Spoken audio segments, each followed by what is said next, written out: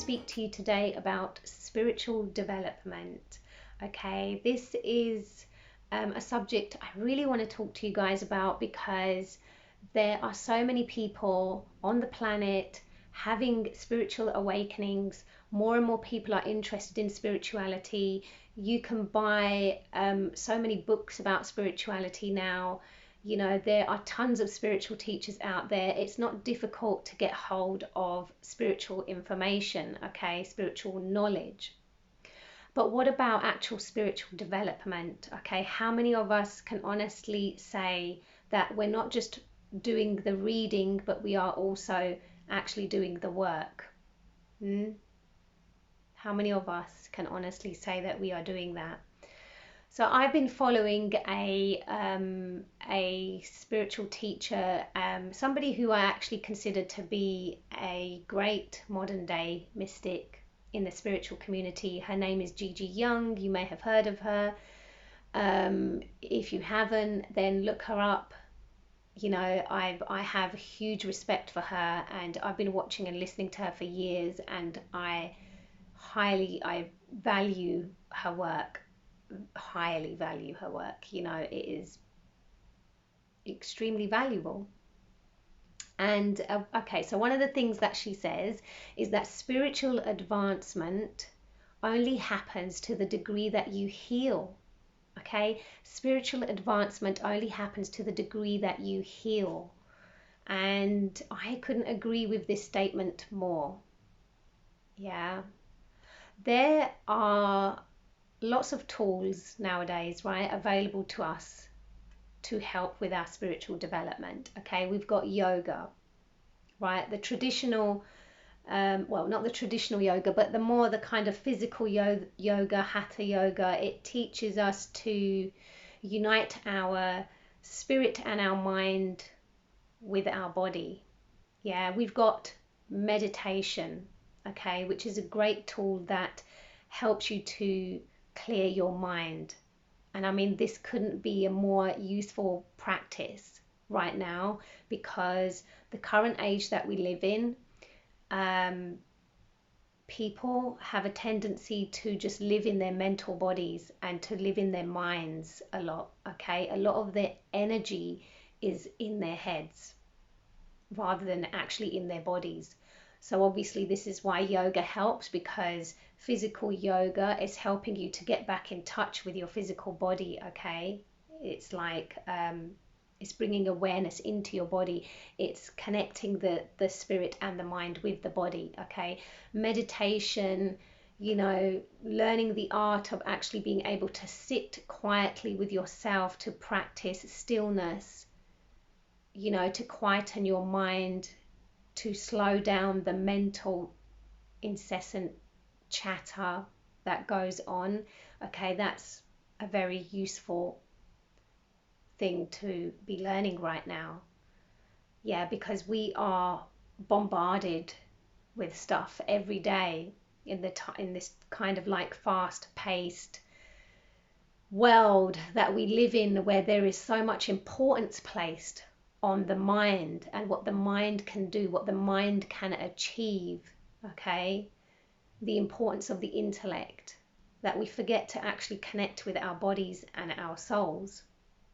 So what I have found is that in the spiritual community today, there are a lot of people who want to have all the knowledge, they want to have all the wisdom, but they don't really want to do the development. They don't really want to do the work. Yeah. And the thing is that without this personal development, you cannot spiritually grow. So you've got to be willing to do the work. Okay, the danger of not actually doing the work, one of the dangers of it is that you will not understand fully the information that you are taking in. You will not understand certain spiritual concepts.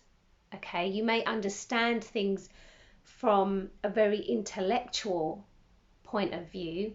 Okay, you may have perhaps a very shallow understanding of spirituality, but you won't have that kind of deeper, more direct experience of it unless you are actually actively working to develop yourself. Okay. And what can happen is you can end up taking spiritual texts, certain spiritual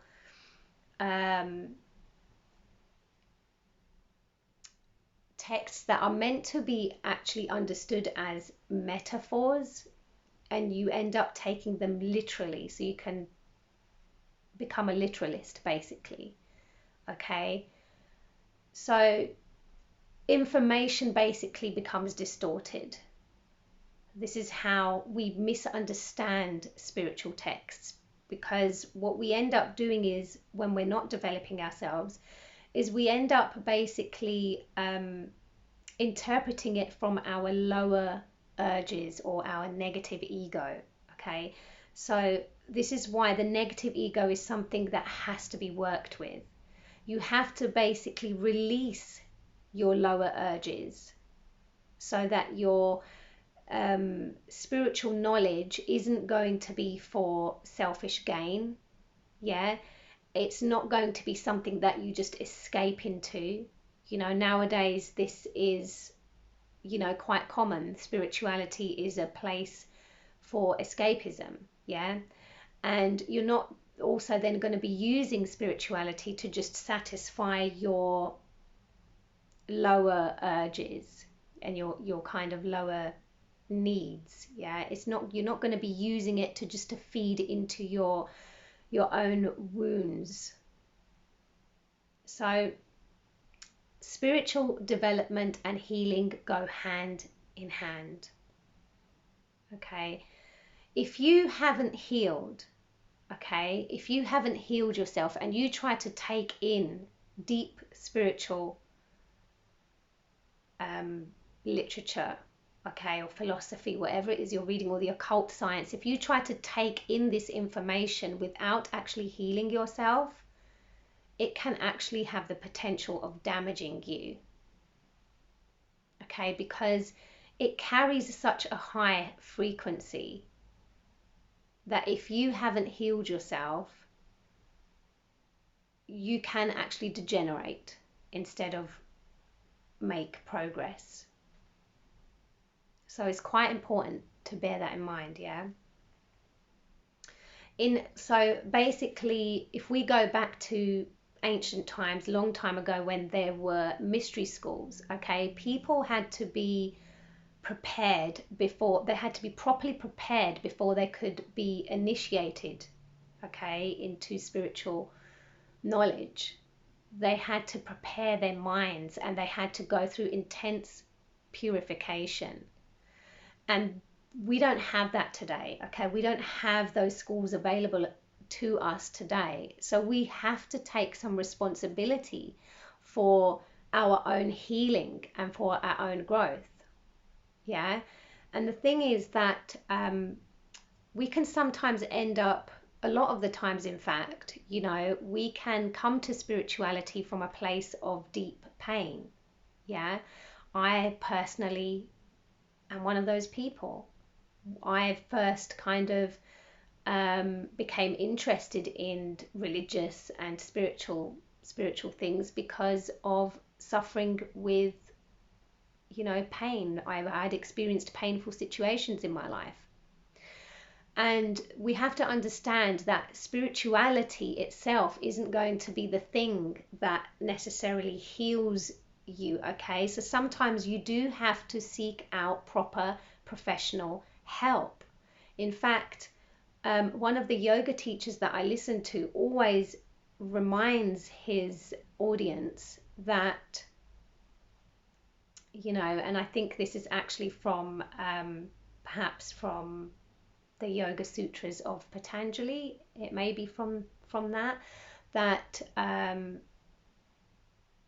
you must begin yoga once you have actually resolved your mental and emotional stuff.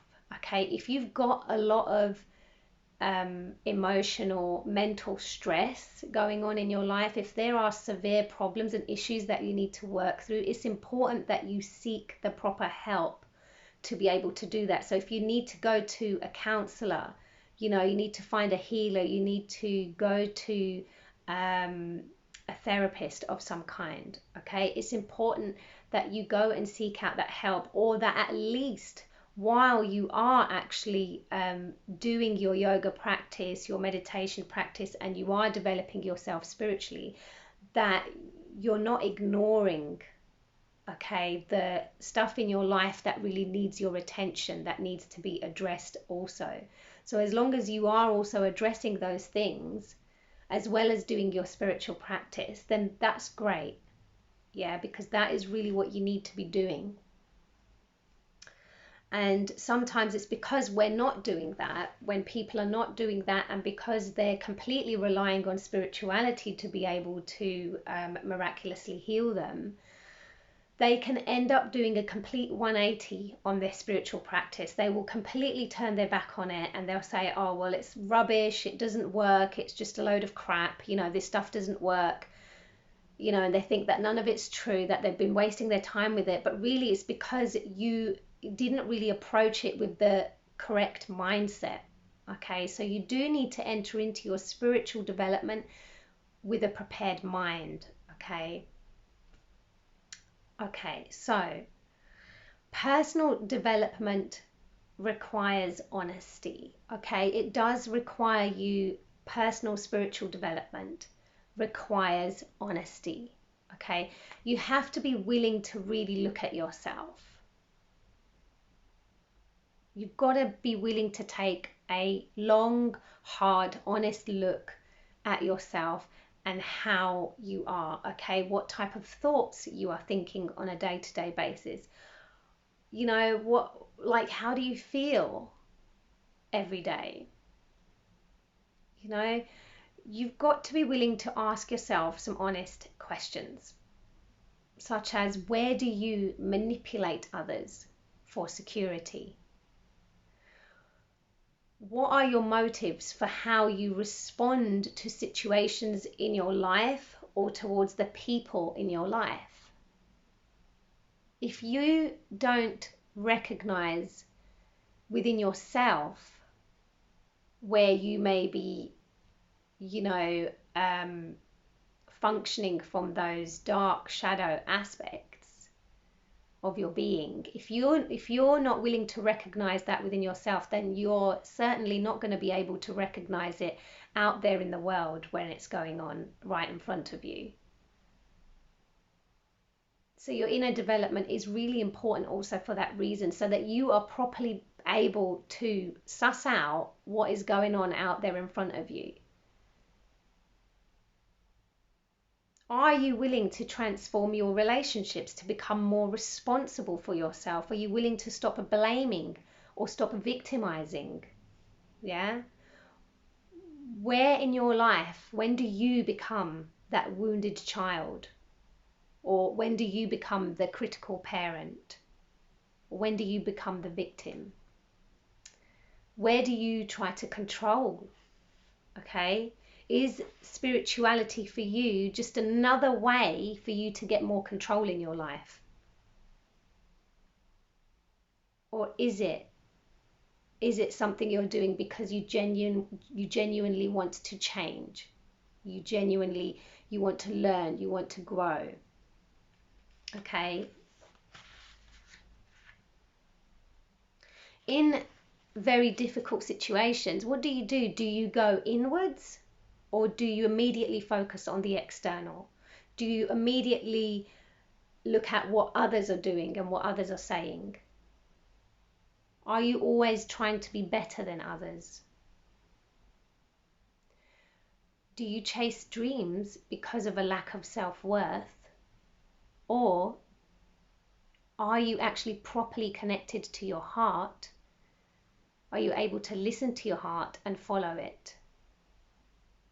And are you then engaging in certain activities with an attitude of joyfulness?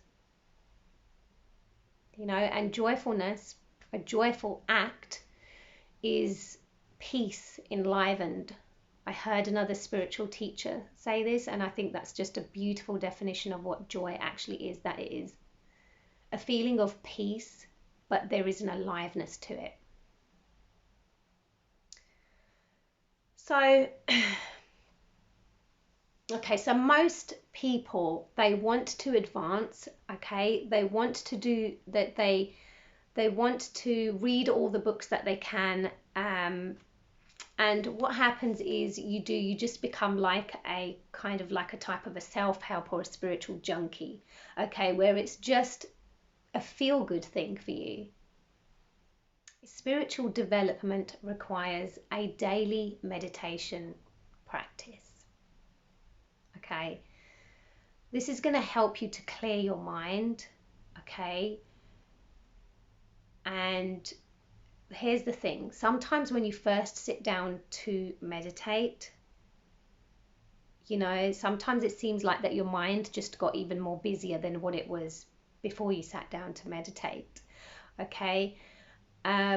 Sometimes there will be things that you haven't thought about for months or even years, and it comes up, and it's like, where did that come from? You know, I haven't thought about that for years, but it comes up, okay?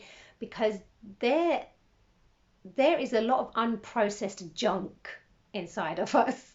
Sorry to say, but there is, okay? There's a lot of unprocessed emotions, a lot of stuff that is too painful, too uncomfortable to look at. A lot of our negative, painful experiences in life, we suppress them, okay? People suppress them or repress them.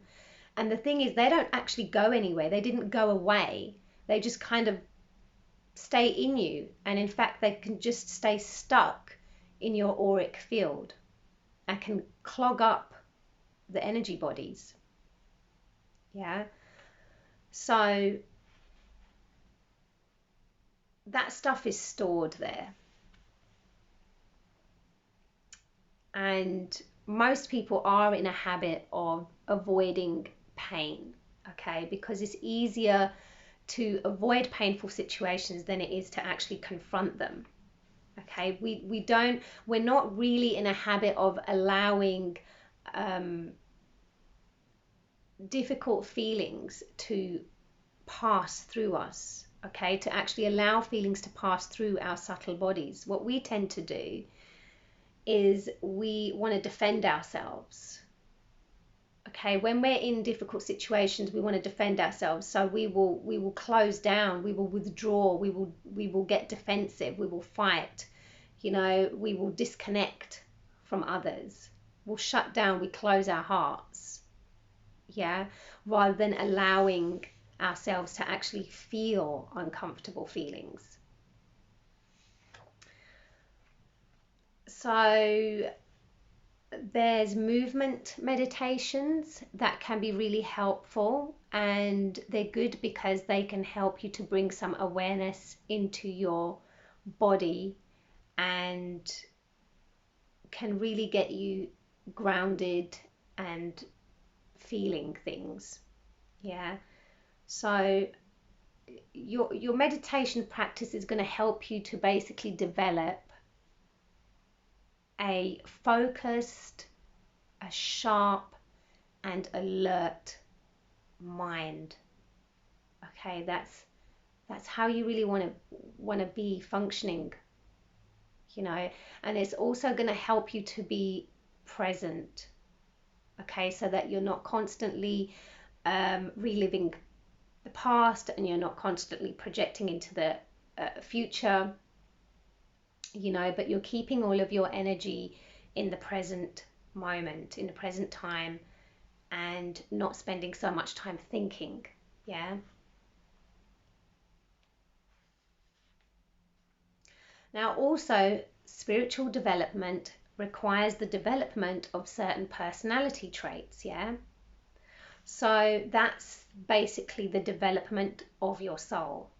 So it's not just about having spiritual knowledge, okay, healing your traumas and integrating your shadow, but it's also about developing certain traits, certain things. And so basically in yoga and I like to follow the Kriya Yoga system, we have the yamas and niyamas. Okay, so these are basically principles. Okay, these would be the principles that a yogi would live by. So this is living the yogic lifestyle. Okay, if you're living by the yamas and niyamas, these are certain observances that you practice and certain things that you will refrain from doing. It's the same as like in the Buddhist philosophy, I think it's called the Eightfold Noble Path. In Christianity, it would be the Ten Commandments, but I would recommend looking at esoteric Christianity. And it's basically the development of higher qualities. And that is things like truthfulness, purity, compassion. So basically what we want to be careful of is that we're not approaching spirituality from as a place to avoid our pain, that we're also not using it for trying to get some kind of supernatural power or some kind of spiritual experience that we're desperate to get. So we're not treating our spiritual practice as though it's just something that we want to get something from, or we're using it to run away from something else, and we're also not using it as something that we just do as a side hobby, that it's just an accessory and that it's just something that is supposed to just fit in with your life as your life currently is. Because at the end of the day, spirituality is supposed to change you. You have to allow it to change you and your life. And that may mean that you need to perhaps work through some fears that you have about that, because sometimes spiritual practice, especially when it starts to get very deep, it can get intense, and sometimes people run away from it because it can be too scary, because the thought of you changing or your life changing can be a scary thing. Okay, so yeah, I think that's all I wanted to say, and I really hope that you enjoyed this video. If you have any questions, feel free to reach out and ask, and I wish you a wonderful day. Thank you so much for listening, and I will